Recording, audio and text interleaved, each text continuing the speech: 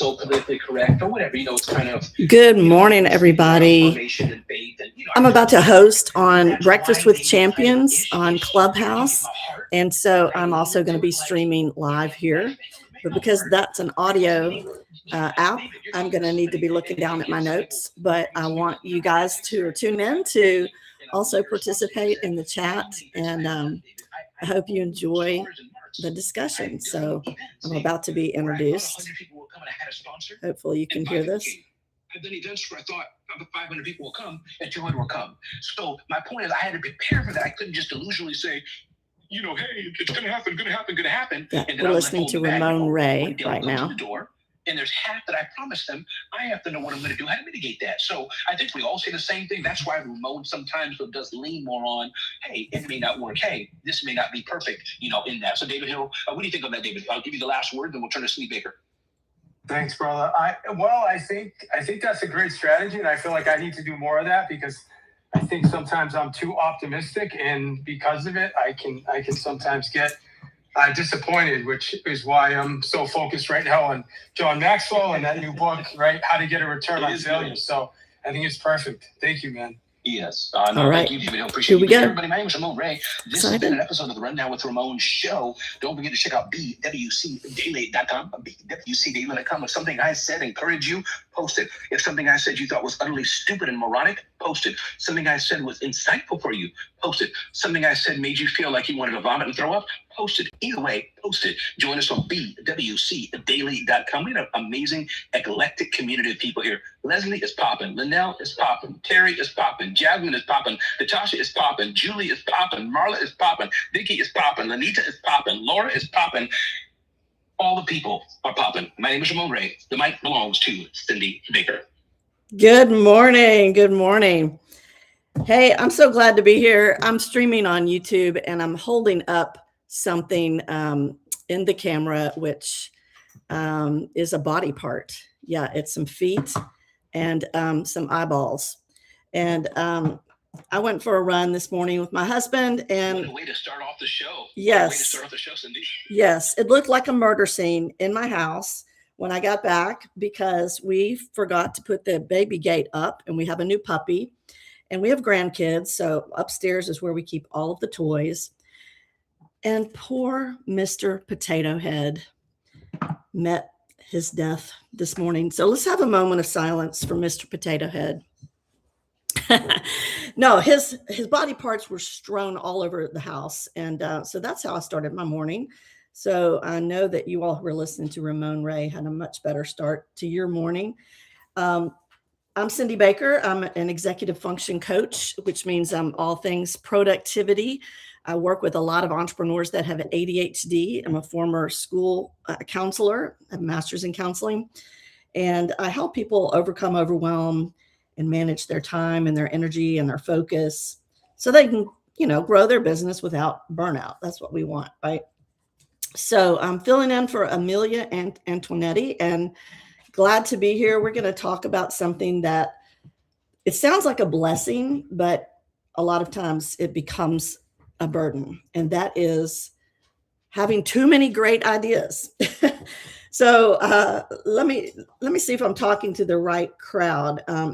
If you're able to, I know some people are driving, but if you're able to flash your mic or put a yes in the chat, if any of these sound familiar, you have more ideas than time.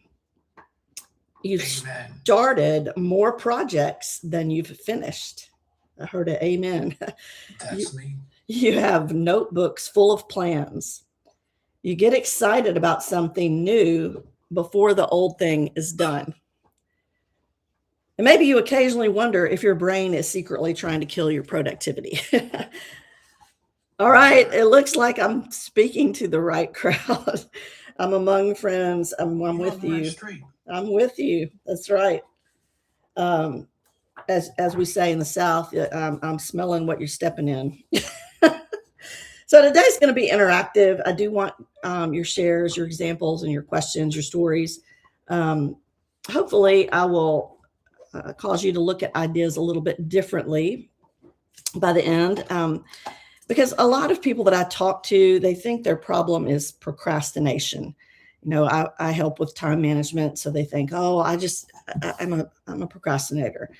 But a lot of times that is not the issue. Most high achievers don't struggle because they don't have ideas. They struggle because they have too many. And, you know, I have ADHD, and that's something that we struggle with, we meaning ADHDers. But the average person might see a path. I see 50 paths. You know, maybe one person sees a possibility. I see 20. And so I imagine a lot of you are like that as well. Your brain is not short on creativity. It's overloaded with every option demands a decision. Every decision consumes energy, and every unfinished idea creates mental weight. So what's the best idea you've had in the last month? Anybody want to share? What's the best idea you've had in the last month? Just go ahead and unmic. The last one I had, of course. It is the secret idea, huh? I'll go ahead. I had the idea of basically using what I've been learning about. I have my headphones on.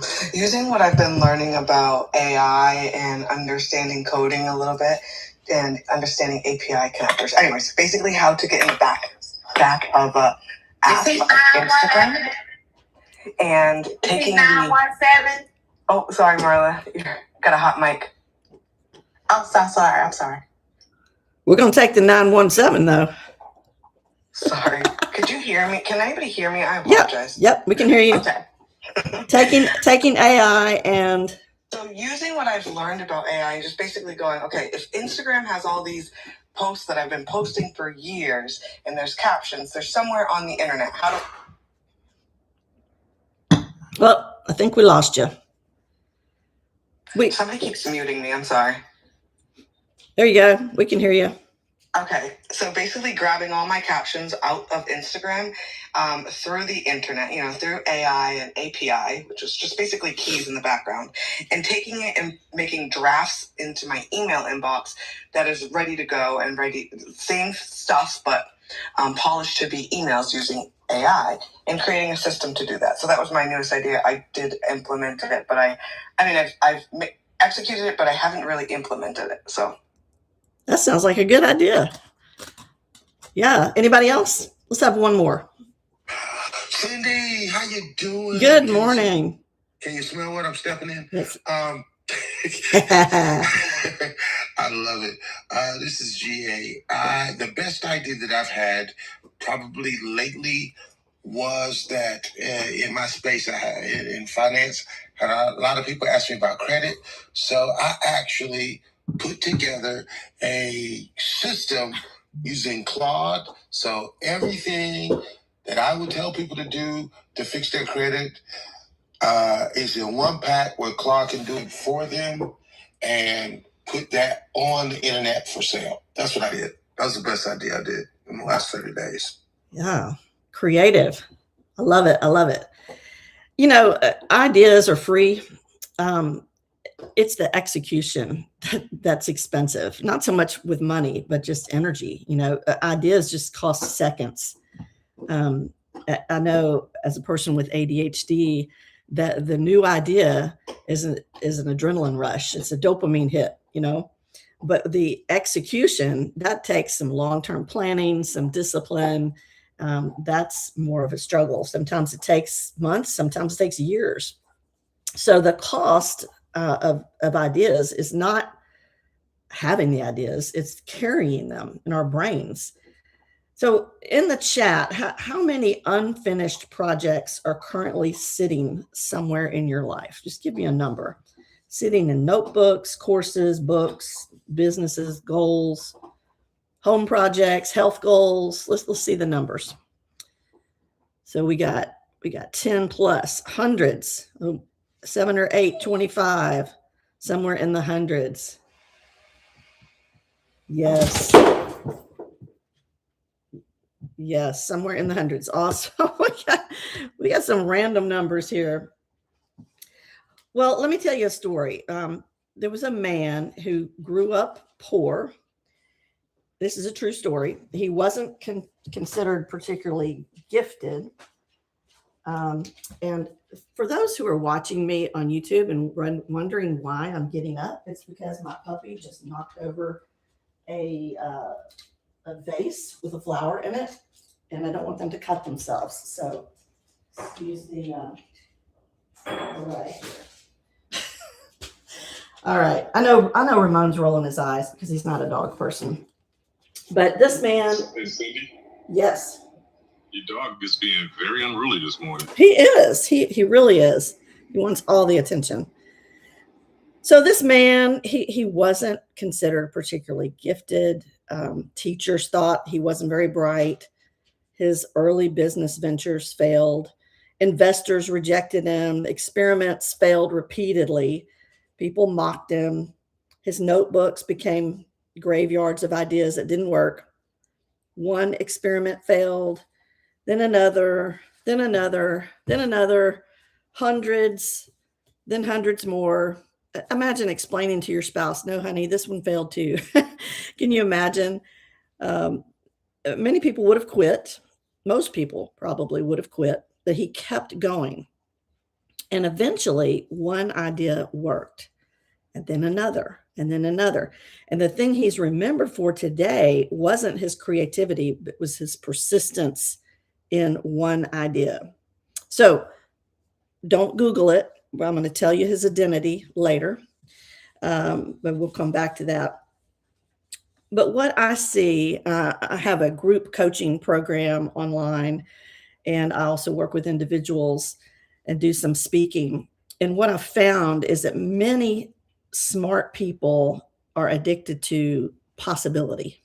Not so much success, but just possibility. Possibility feels amazing, right?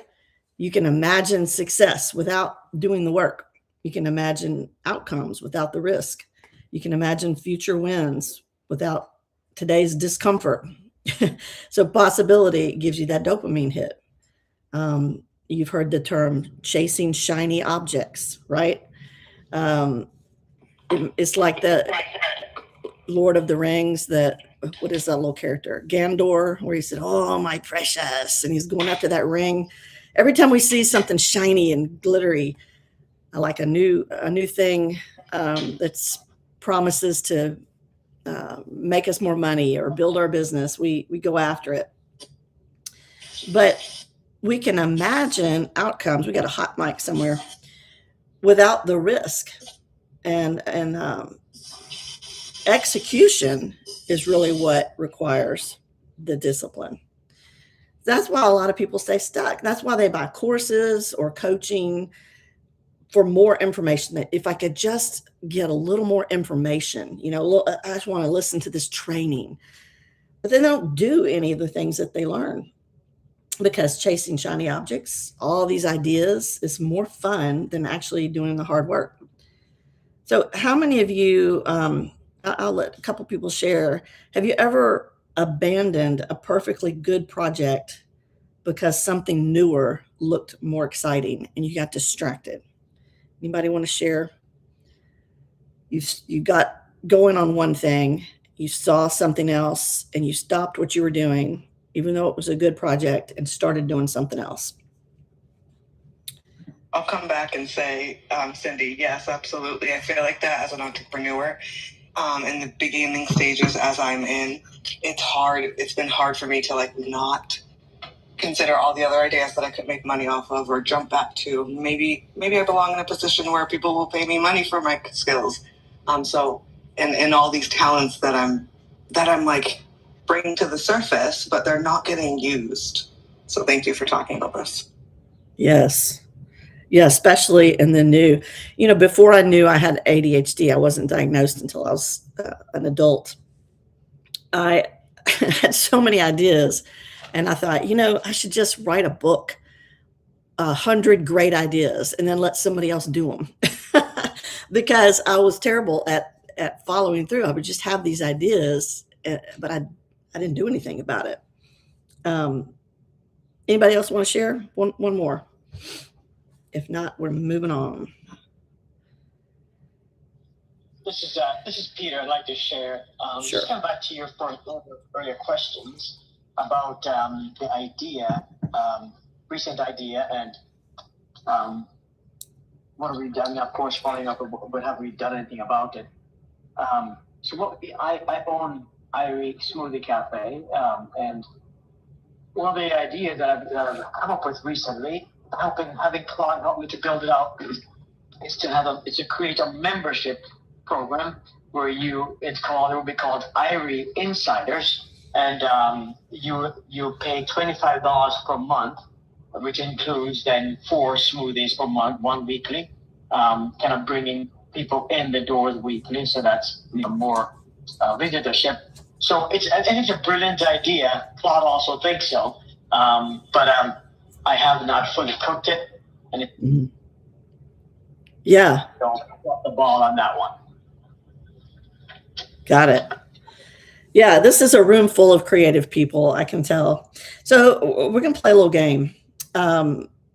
In the chat, I'm going to describe a situation, and I want you to tell me good idea or distraction. Okay, you ready? Good idea or distraction. So the first scenario, you've been building your coaching business for 6 months. Yesterday, you got really excited about starting a podcast. Good idea or distraction? Let's see in the chat. And if you're not able to type in the chat, just you can listen along. I get it. Okay, we got some good idea and some distraction. All right. We're gonna talk about it after I go through all the scenarios. I've got 2 more. Scenario number 2, you're writing a book. Halfway through, you decide to launch a YouTube channel. Good idea or distraction? Good idea or distraction? You're writing a book, and halfway through, you decide to launch a YouTube channel. Yep. Got good ideas and distractions, both. All right, last scenario. You have an established business. An opportunity comes along that perfectly aligns with your mission and can leverage existing assets. Good idea or distraction?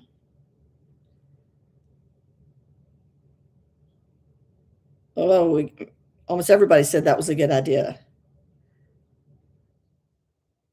All right, well, let's talk about it a little bit, because the right answer is it depends. It's something that you're going to constantly deal with. You're going to have to run through the filter of your priorities and your values to make decisions on these ideas that you have. Not every idea that pops into your head is something that you need to act on. So let's have 2 or 3 people share why you put good idea or distraction on the coaching business and the podcast. Okay, so hi, this is Malika Starr. Hey, Malika. And so I put good idea because when it comes to coaching, I believe that the podcast would attract people who want to do your coaching service. As long as the podcast is aligned with the service you provide, then I would definitely say the podcast is a great idea because it becomes a magnet to gaining new clients. Does that make sense? Yeah. It's marketing. Yeah. Brand awareness. All right. Who said it was a distraction? I said it was a distraction because you said you've been building for 6 months. So building to me means you don't have any clientele, you don't have proof of concept, so you're still in the building phase. So until when you can get some evidence of how well this coaching program is, I would say not to move on to something else. Now, yeah, the podcast is good marketing, but you don't have proof for the first thing that you're doing. Got it. Both good perspectives. It really does depend. All right. What about you're writing a book and halfway through you decide to launch a YouTube channel? Who said that was a good idea? Hey, good morning. This is Kathy. I said it was a great idea only because I help authors write their books. And what I noticed is you're not just writing a book, but you need to tell your story. And YouTube is an excellent platform to tell the story, to get the information out and build your audience so that when the book comes, it's just supplemental to what you're speaking on. So I said it was a good idea. Awesome. All right. Who said it was a distraction? I did. Basically, the same. You're in the middle of writing your book, and so let's get the book finished. Let's create a marketing plan. Let's get the book finished, because writing a book is usually very hard to get the ideas out of people's head. But part of the marketing plan would be, okay, when we get to this point, and when I say get the book finished, I just mean the manuscript out of the client's head. The editing and proofreading and all that, that's separate. So, while that is happening, you can be, doing the podcast. So that was my reason. Gotcha. Now, the last one, almost everybody said was a good idea. You have an established business, an opportunity comes along that perfectly aligns with your mission and can leverage existing assets. Was there anybody that said that would be a distraction? Didn't say that it was going to be a distraction. I said that it's a good idea because the key word is established. Mm-hmm. You're already established. You already have built a reputation. This is something that's going to expose you to even more revenue, and also your business is going to get out there. You're going to be able to explore different type of venue and venture. And you're just expanding yourself. So this is another branch off of your business. Yeah. That word established was pretty much the key. But I mean, the point is that it does depend. A good idea becomes a distraction when it interrupts your priorities. So you have to stay focused on your goal and your priority and your value system. If you are doing things that don't quite line up with what's important to you, what you've said is important, then you're going to feel out of alignment. For example, if you say health is important and you never have any time in your schedule for exercise, you don't get enough sleep, that type of thing, then you're not living in alignment with what you said was important to you. If you say that your family is important, but you work all the time and don't spend any time with your kids, your spouse, then you're going to feel that. So run your decisions through that grid of your values and your priority. Now, I mentioned the last time I guest hosted that I'm a person of faith, Christian faith. And there's a story in the Bible about Mary and Martha. So even if you're not a person of faith, the principle still applies. One was really busy and one was focused. And so the issue wasn't work. The issue was attention. And many of us are like Martha. She was bustling around trying to get everything ready and doing, 20 important things. But Jesus said only one thing is needed, and that was listening to him. So what if your next breakthrough isn't doing more? What if it's choosing less? Think about that. If you had to just focus on one thing today, think about what is your one thing right now or this week. Not 10 things, just one thing. Anybody want to share what their one thing is? Let's have one or two people.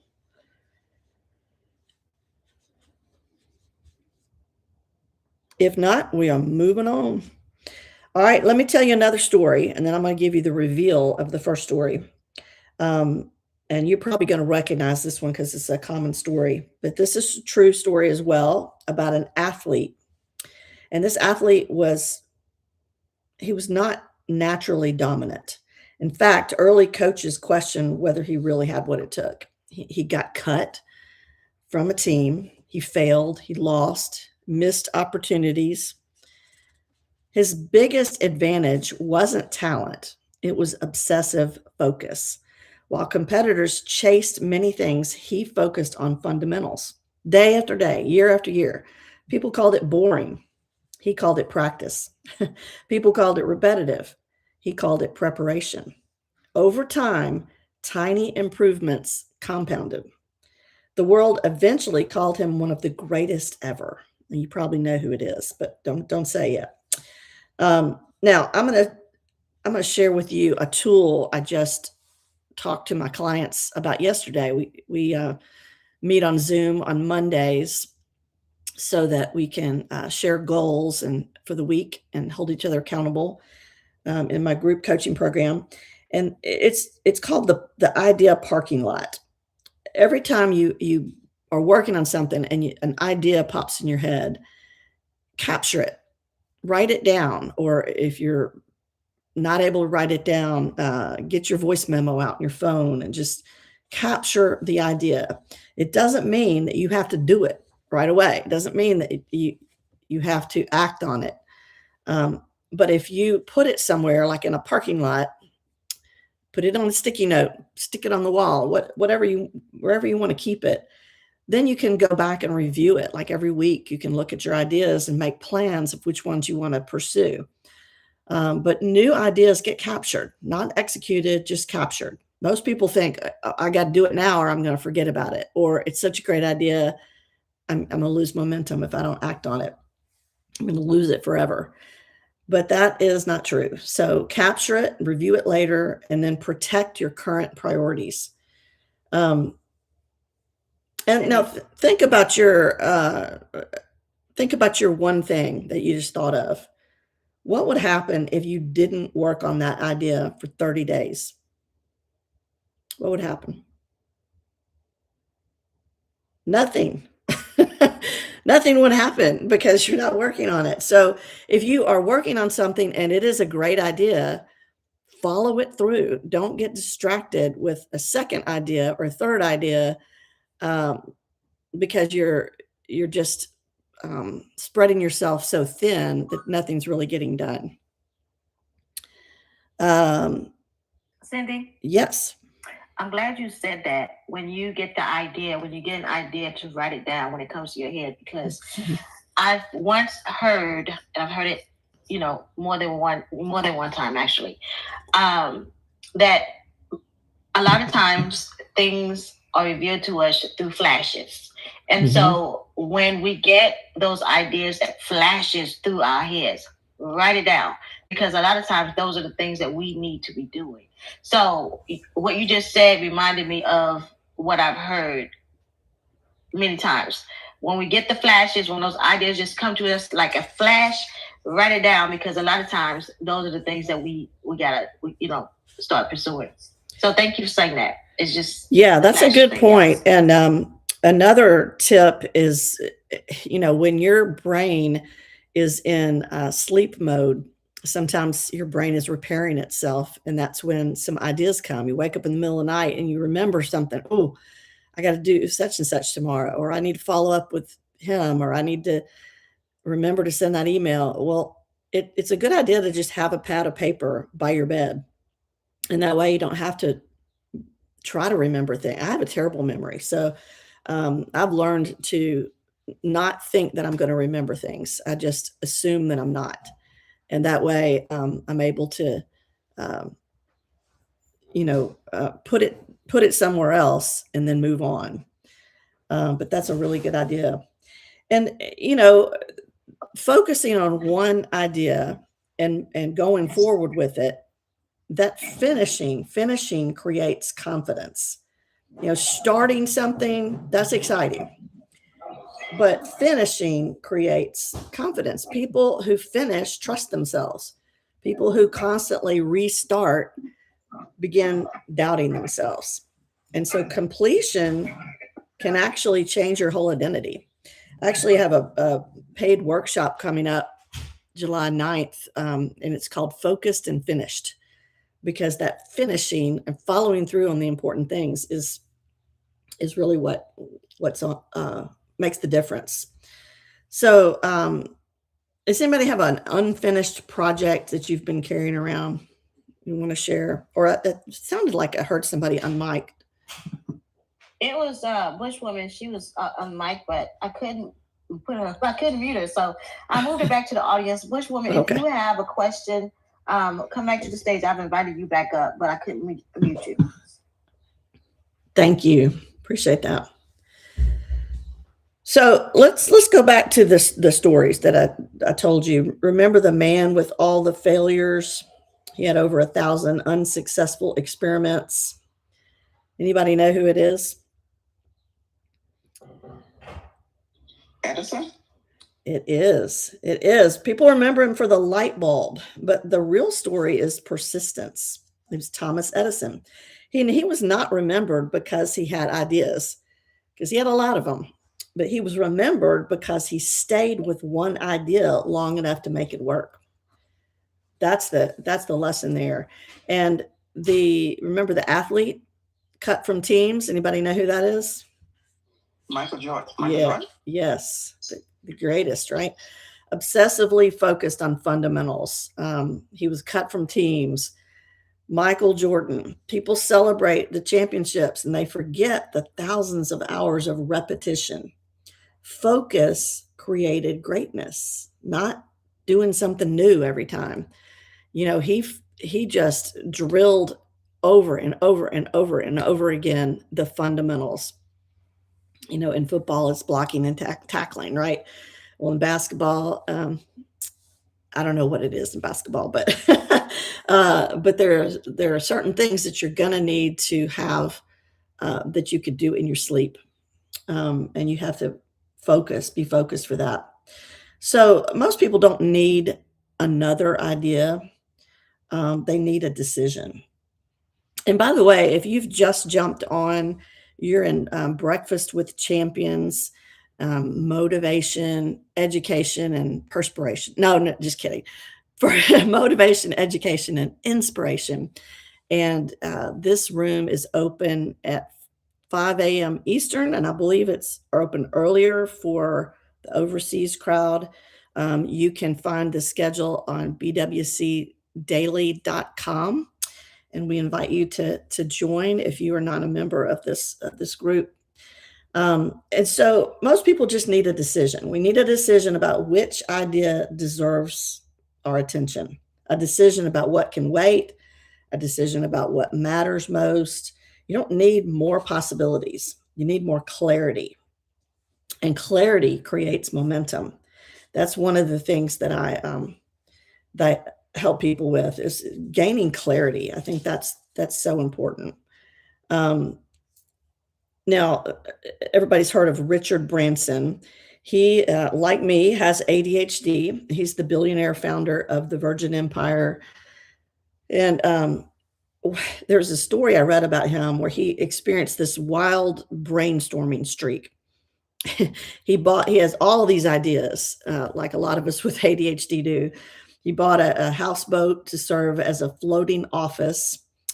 And he was so overwhelmed by his relentless fountain of ideas that he resorted to just writing ideas on his own forearms, his shirts, the walls of his home, just to keep up with them. And, having too many ideas it's a real thing. And sometimes it might sound funny, but if you have an overactive imagination, sometimes it can take over. And his arms and his walls, he eventually learned to carry a notebook everywhere, but his ideas came so fast that he'd fill multiple pocket notebooks in a single day. And he'd tear out pages and stash them in every pocket and drawer, and even with friends. And so his team at Virgin Group eventually had to implement an idea containment unit where they would physically chase him down just to organize the hundreds of business ideas that he had written down, like on cocktail napkins and ticket stubs. And I don't know if some of you are like that. But it's the shiny idea paralysis, right? Too many ideas. People with highly creative brains easily start dozens of projects. They'll build websites, they'll sketch these inventions or write draft of chapters all at the same time. And then they end up like a deer caught in the headlight. Instead of finishing any of the brilliant concepts, they get paralyzed because there's indecision. And it's just this graveyard of ideas. It's really more, it's about choosing one idea and executing it. And, one of the most famous inventors, Elon Musk, he has publicly admitted that his brain feels like a wild storm and that he has far more ideas that he could possibly execute. He has often joked about keeping complete design blueprints, such as an electric supersonic vertical takeoff jet. These blueprints are gathering dust for a decade just because he's already too busy working in production hell, he called it, with his core companies. So how many of you feel like you have more ideas than you can execute on sometimes? Me. Yeah. Yeah, I have been there as well. All right, I'm going to read to you another story. I'm not going to tell it. I'm going to read it. This is a true story. And if you think you know who it is, this time I'm not going to make you wait. You can type it in the chat. And this is really about failing forward. The only thing that Harland had ever succeeded at was failure. He was just 5 when his daddy died, leaving his family penniless. At age 14, he dropped out of school and hit the road. He worked as a farmhand, but soon quit.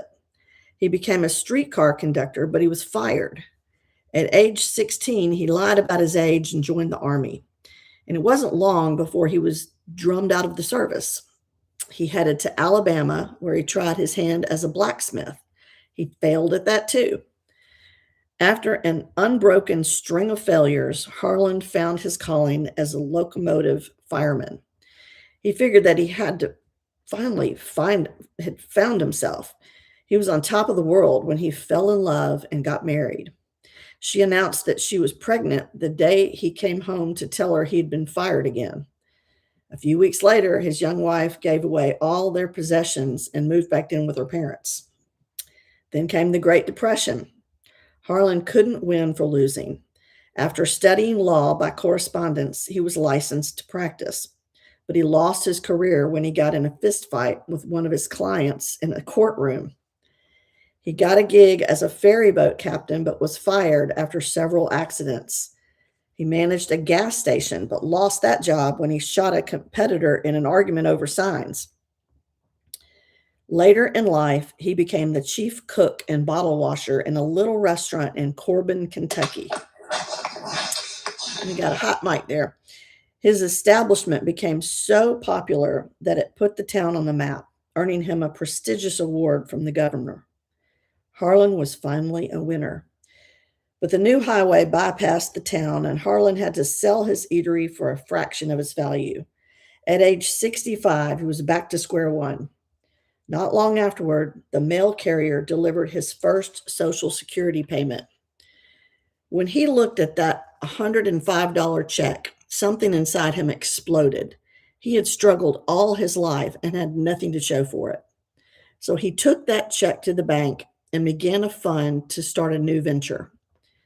That franchise would become one of the most successful in U.S. history. Does anybody know who it is yet? Yes, Health, you are right. The man who didn't succeed until he had logged a lifetime of failures, who didn't get started until it was time to stop, was Harland Sanders. You remember him by the title the Kentucky governor gave him, Colonel Harland Sanders. The business he started with a $105 Social Security check and a finger-licking good recipe was Kentucky Fried Chicken. That little venture that Harland started late in life has become a global empire of 20,000 stores in 125 countries, generating an annual revenue of $23 billion. Colonel Sanders' story, what does it teach us? It's never too late to succeed.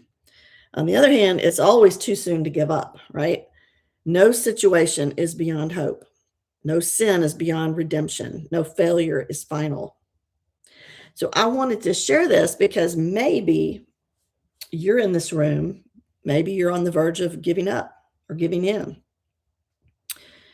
If so, look again at 70-year-old Harland.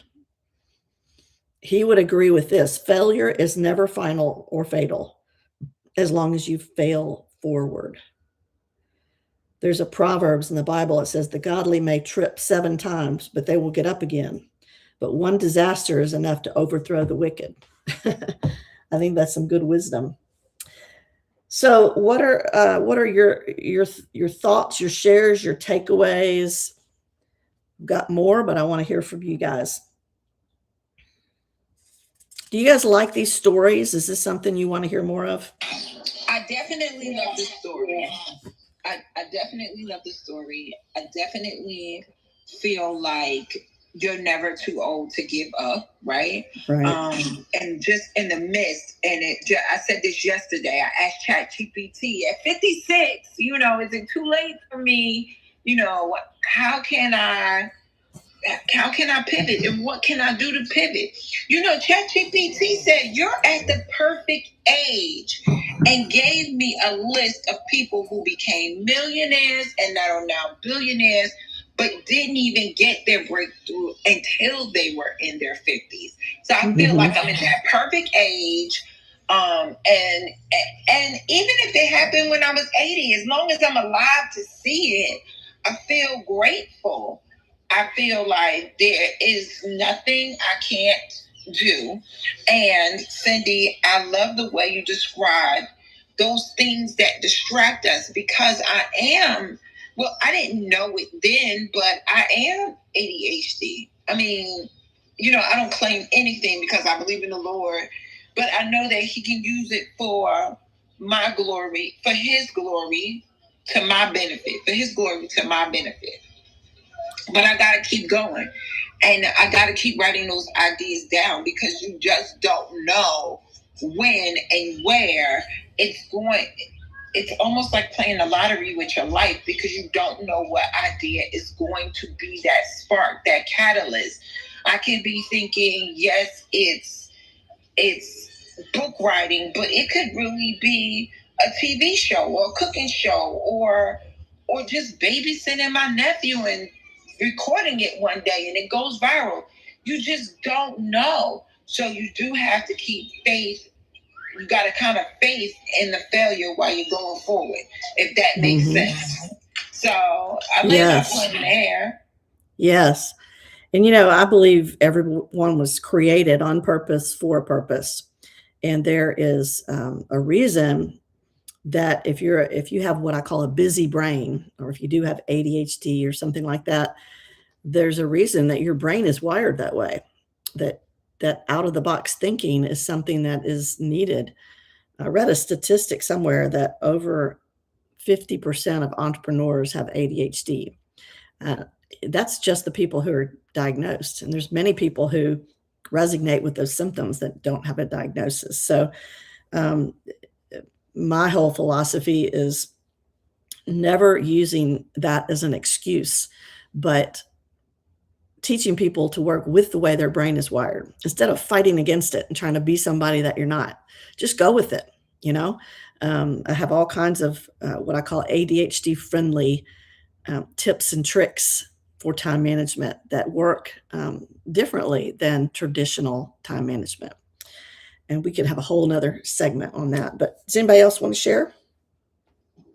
Hey, I'll chime in. It's Victor. Hey, Victor. How are you? Good to see you.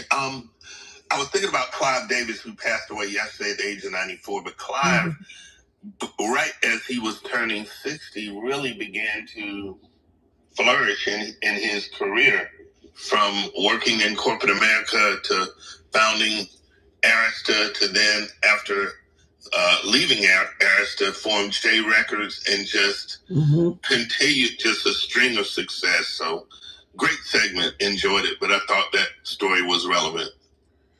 Yeah, I just heard about that. I'm in Memphis, and lots of music friends here who knew some of the artists that he worked with. In fact, my my husband's mom went to school with Elvis and said he was a pimple-faced boy who always carried his guitar around and talked about how he was going to be a millionaire. And look what happened. Anybody else want to share?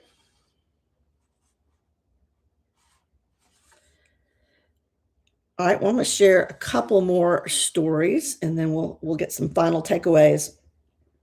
Talking about persistence with one idea. There was a person named James Dyson. Anybody heard that? He was frustrated by his vacuum cleaner losing suction, and he became obsessed with a single idea: inventing a bagless vacuum that wouldn't clog.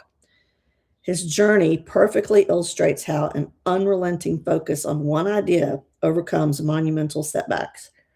There was this 5-year obsession. He created prototype after prototype in his workshop, and he actually made 5,127 failed prototypes before creating a model that worked. I can't imagine. And along the way, he went into debt. He used all his personal savings. He relied on his wife's income as an art teacher just to survive. And then he finally had a working product in the late 1980s. He tried to license his technology to all the major established vacuum manufacturers, and every single major company rejected his idea. And they didn't want the technology because they were selling disposable vacuum bags. It was a massive, highly profitable revenue stream for them. So they weren't interested in that. So instead of abandoning his vision, he took matters into his own hands. He mortgaged his home, and he manufactured the vacuum himself. And after another decade of manufacturing hurdles, he launched the Dyson Dual Cyclone in the UK. So I don't know how many of you have a Dyson vacuum cleaner, but it was one of the best-selling vacuum cleaners in the country. A single-minded focus. It launched a multi-billion-dollar global technology empire that now revolutionizes everything from hand dryers to hairstyling tools. You know, ultimate success doesn't always go to the fastest or the most well-funded, but rather to those who simply refuse to stop trying. But you have to be convinced that your idea is your calling. It's what God wants you to pursue. It's what you were made for. It can't just be a fly-by-night idea that might send you, make you a couple of bucks. It has to be something that you feel is going to provide value in the world. There was a story, I guess this is a true story, but I've heard this before. Albert Einstein, he was touring the speaking circuit, and his chauffeur looked a lot like him. I can't imagine looking like Albert Einstein, but anyway, so the chauffeur memorized the physician's exact speech after hearing it dozens of times. And one night the chauffeur said, "Hey, I've heard your speech so many times, I'll bet I could give it for you." And so Einstein agreed, and they swapped clothes before an event, and the chauffeur delivered the lecture flawlessly. And then there was a Q&A session, and an audience member asked this really highly complex question. So thinking quickly on his feet, the chauffeur confidently replied, "That question is so simple that even my chauffeur here can answer it for you." So then the real Einstein, sitting in the back of the room, flawlessly resolved the query. So sometimes we have an idea and it's crazy and it works out. And that's what happened with this. Anybody else want to share a takeaway? That spoke to my soul. Oh my gosh. And I have a Dyson. And let me tell you, I upgraded to the animal because I'm like, wait a minute, I need to get the animal Dyson. And let me tell you something. I could sell the Dyson because I love it that much. But you spoke to my soul. Thank you so much. God bless. I needed to hear that today. Oh, good. Thank you, Patty. Anybody else have a takeaway? You made me think of a scripture that says, "The race is not won by the swift or the strong, but the one who holds on to the end." Yes. Yes. I was definitely feeling that running this morning. I was in the back of the pack, but I kept going. Um, there are a lot of successful people that had an idea that other people said was ridiculous, but they knew this is what I'm supposed to be doing. And sometimes it's okay to abandon an idea. I mean, sometimes if it's not working, I was in I'm married now, but I was in a dating relationship when I was younger, and it was a nice guy, but it wasn't going anywhere. And I stayed in that relationship way, way too long because I'd already invested so much energy into this relationship, and it was familiar. It was what I knew, and I didn't want to get out because I knew I'd have to start all over. We got a hot mic somewhere, but I can't find it. Everybody see what's making that noise? I don't know. Anyway, I hear it sounds like a Dyson vacuum cleaner. Anyway, I stayed in this relationship and thank you so much. And some of you guys are doing that. Like you think, well, I spent so much money on this business coaching program or this business venture, and I just want to make it work, but it's clearly not working, and it's not solving a problem that people want to pay for. Sometimes it's okay to pivot. Sometimes it's okay to leave an idea. But if you are sure that you're doing what you're supposed to be doing, you have to try not to get distracted with all of the other creative ideas, and you have to stick it out. Anybody else want to share a takeaway?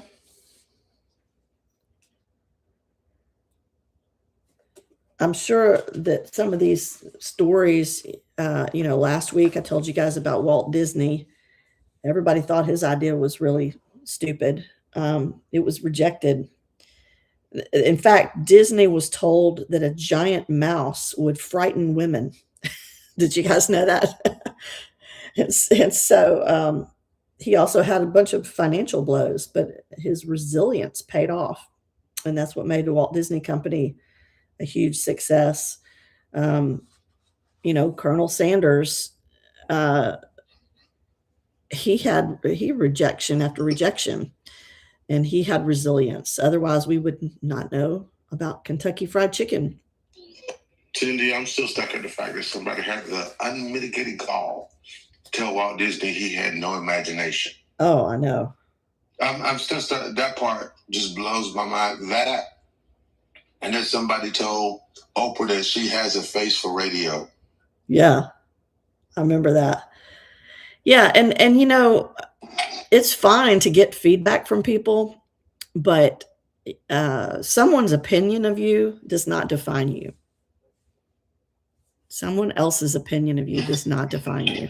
And can I say you can't stop? Because somebody said to me when I first said, I was about 23, but I was a single mom. I was like 21 because I was a single mom. I hadn't finished college, so it was kind of like a college, I wouldn't say dropout, but I was kind of in pursuit of my degree. But it was like at a community college. So I had to come out of my 4-year school and go to a community college. This person they were in their senior year at a 4-year school, full-year scholarship or whatever. But I said, I want to be a published author by the time I'm 30. And he said, shut up, you dummy. You ain't never going to do nothing with your life. And it was like, wow, people thought, because I was on welfare, that I was just like this, because I was a single mom or a teenage mom on welfare, that I didn't have a brain. And now when I tell my story, I always say, somebody told me I would never become a published author. Now, I didn't do it by the time I was 30, but at 45, I wrote it. Mm-hmm. And, you can't let the words and the naysayers stop you from doing it. Not only not listen, but don't let it get in your spirit to say you can't do something that you know in your heart of heart God has called you to do. That's right. That's right. Because he doesn't call the equipped, he equips the called. Anybody else want to share? What are some takeaways? What stuck out to you? What do you feel like you can apply to your life this week? Cindy, Yes. Cindy, this is Tanya. Hey, Tanya. To never quit and to utilize your faith. I mean, each one of those, Edison and Aaron and Walt Disney, they knew within themselves that they had what it took, and they just kept on doing. Even when nobody was looking, they were still operating in that. And it's just that stick-to-itiveness that never quit. My son, he just started out. He's making calendars and taking pictures and doing things. And, it's just never quitting. And somebody, even the founder of Toyota, no, the U.S. didn't recognize it, but when he went to Japan and sold it to them, it was like a whole different type of look. And sometimes you got to leave what's comfortable to get uncomfortable and go to a different group to sell your idea to. And I mean, oh my God. So it was just a never quit. And they, I think about Mozart and all the music that he created and done, but he never did the public never did get a chance to hear all of this until he died.